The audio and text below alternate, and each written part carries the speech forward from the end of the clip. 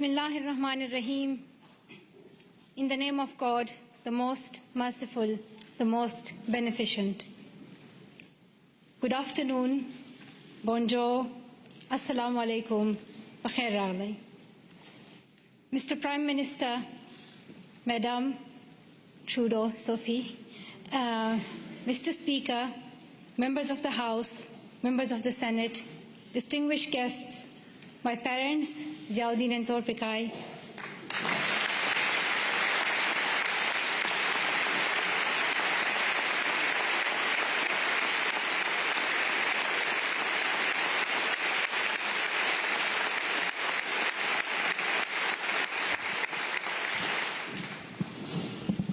and finally, the people of Canada, thank you so much for the warm welcome to your country. This is my first trip to Canada, but not my first attempt. On the 22nd of October 2014, my father and I landed at the Toronto airport, excited for our first visit to your wonderful country. Soon we learned that a man had attacked Parliament Hill, killing a Canadian soldier, wounding others, and threatening leaders and civil servants in the building where I stand today. Canadian security officials and professionals advised us to reschedule. With sorrow in our hearts, we headed back to England, promising to return to Canada one day. The man who attacked Parliament Hill called himself a Muslim, but he did not share my faith. He did not share the faith of 1.5 billion Muslims living in peace around the world.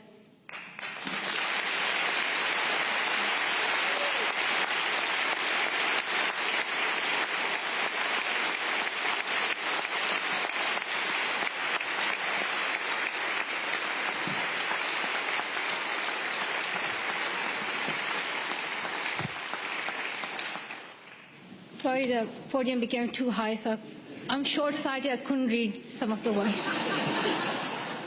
So now I can read my speech. Back to my point that the man who attacked Parliament Hill called himself a Muslim, but he did not share my faith. He did not share the faith of 1.5 billion Muslims living in peace around the world. He did not share our Islam, a religion of learning, compassion, and mercy. I am a Muslim, and I believe that if you pick up a gun in the name of Islam and kill an innocent person, you are not Muslim anymore. You and the person who attacked Parliament Hill and all these terrorists do not share my faith. Instead,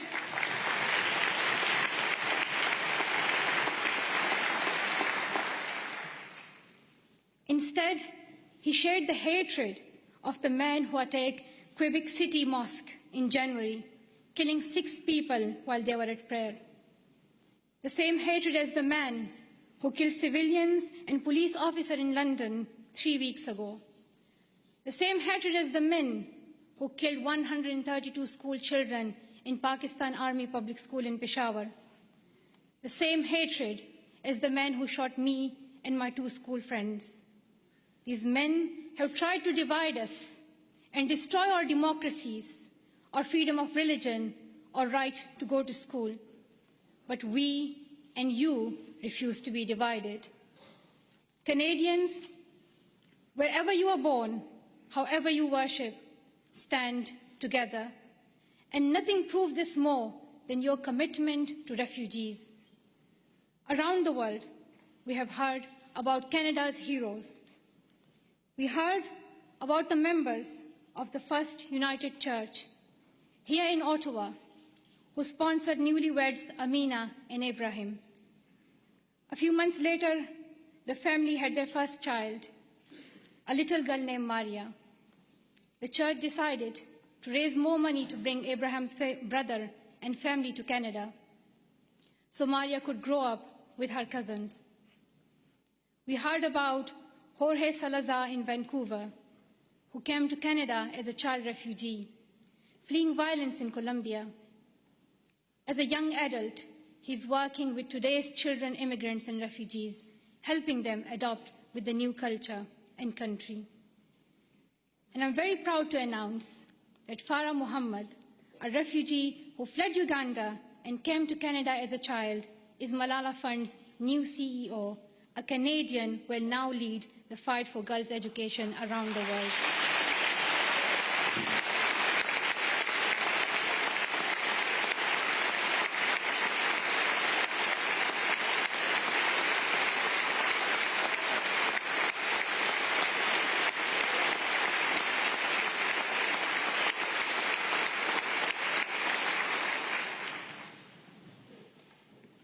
Many people from my own country of Pakistan have found a promised land in Canada, from Maria Topikai Wazir, a famous squash player, to my relatives here today.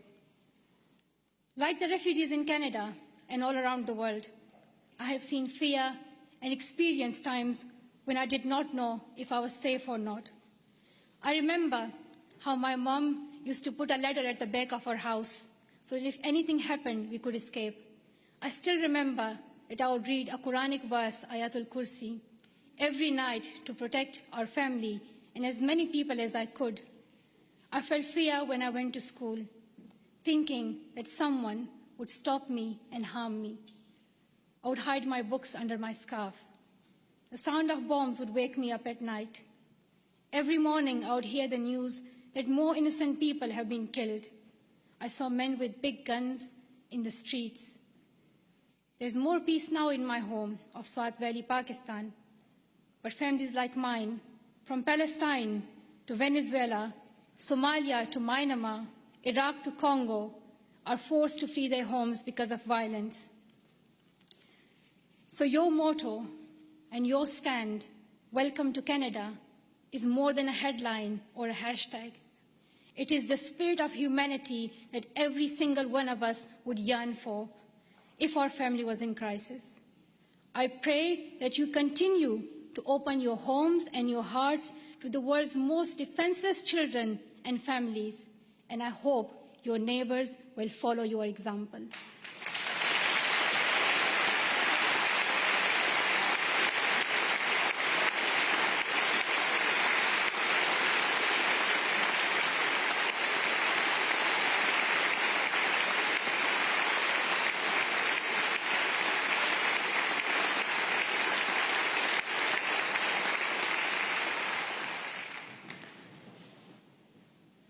I'm humbled to accept honorary citizenship of your country. While I will always be a proud Pashtun and a proud citizen of Pakistan, I'm grateful to be an honorary member of your nation of heroes, though I still require a visa. But that's another discussion.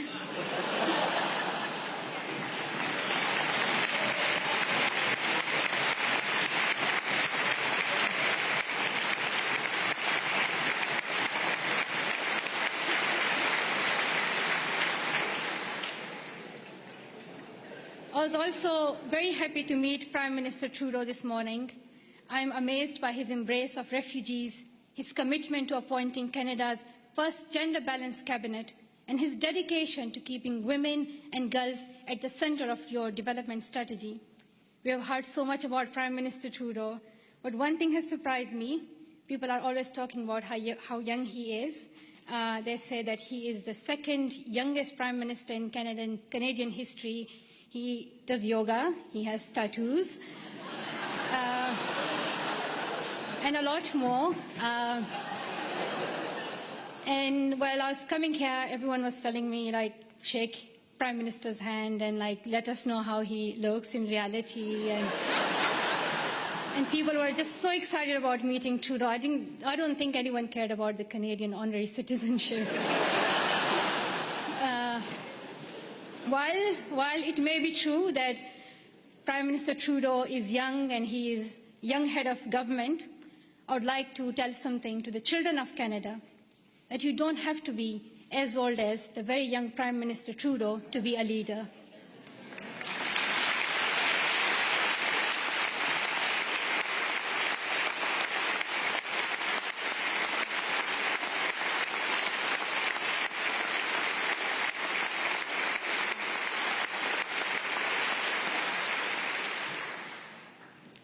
I'm like on still page 7, so there are like a lot left. So if you do the standing ovation again and again, you'll get tired. Just to let you know, there's a lot left. But I want to share my story that I want to tell the children of Canada that when I was little, I used to wait to be an adult to lead. But I have learned that even a child's voice can be heard across the world. And to the young women of Canada, I want to say, let's step forward, raise your voices, and the next time I visit, I hope to see more of you filling these seats.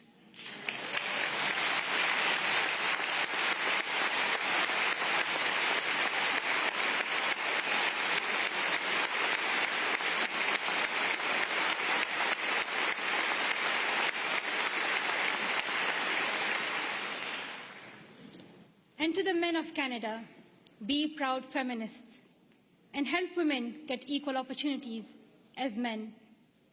And to the leaders of Canada today in this room, though you may have different politics and policies and priorities, I know each one of you is trying to respond to some of our world's most pressing problems. I have traveled the world and met many people in many countries. I have first-hand experience and I've seen many problems that we are facing today: war, economic instability, climate change, and health crises. And I can tell you that the answer is girls. Secondary education can transform communities, countries, and our world. And here's what the statistics say. I'm saying it for those who still don't accept education as important. There are some, but I hope they will hear that if all girls went to school for 12 years, low and middle income countries could add $92 billion per year to their economies. Educated girls are less likely to marry young and contract HIV, and more likely to have healthy and educated children. The Brookings Institution called secondary education for girls as the most cost-effective and best investment against climate change. When a country gives all its children secondary education, they cut their risk of war in half. Education is vital for the security of the world because extremism grows alongside inequality. In places where people feel they have no opportunity, no voice, no hope. When women are educated, there are more jobs for everyone. When mothers can keep their children alive and send them to school, there is hope. But around the world, 130 million girls are out of school today. They may not have read the studies and they may not know the statistics, but they understand that education is the only path to a brighter future, and they are fighting to go to school. Last summer, on a trip to Kenya, I was introduced to the bravest girl I have ever met. At age 13, Rahma's family fled Somalia and came to Dadaab, the world's largest refugee camp. She had never been inside a classroom, but she worked hard to catch up, and in a few years, graduated primary school. At 18, Rahma was in secondary school when her parents decided to move back to Somalia. They promised she could continue her education. But when her family returned to Somalia, there were no schools for her to attend. Her father said her education was finished and that she would soon marry a man in his 50s, a man she did not know. Rahma remembered a friend from the refugee camp who had won a scholarship in a university in Canada. She borrowed a neighbor's internet and contacted him through Facebook. Over the internet, the university student in Canada sent her $70. At night, Rahma snuck out of her house, bought a bus ticket, and set out on an 8-day-long trip back to the refugee camp, the only place she knew she could go to school. Through the Sustainable Development Goals, our nations promised every girl she would go to school for 12 years. We promised that donor countries and developing countries would work together to make this dream a reality for the poorest girls in the world. I know that politicians cannot keep every promise they make, But this is the one you must honor. World leaders can no longer expect girls like Rahma to fight this battle alone. We can gain peace, grow economies, improve our public health and the air we breathe, or we can lose another generation of girls.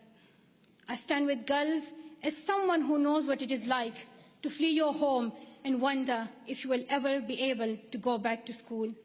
I stand with girls as someone who knows how it feels to have the right of education taken away and your dreams threatened. I know where I stand. If you stand with me, I ask you to seize every opportunity for girls' education over the next year. Dear Canada, I'm asking you to lead once again. First, make girls' education a central theme of your G7 presidency next year. Second, use your influence to fill the global education funding gap. You raised billions of dollars and saved lives when you hosted the Global Fund's replenishment in Montreal last year.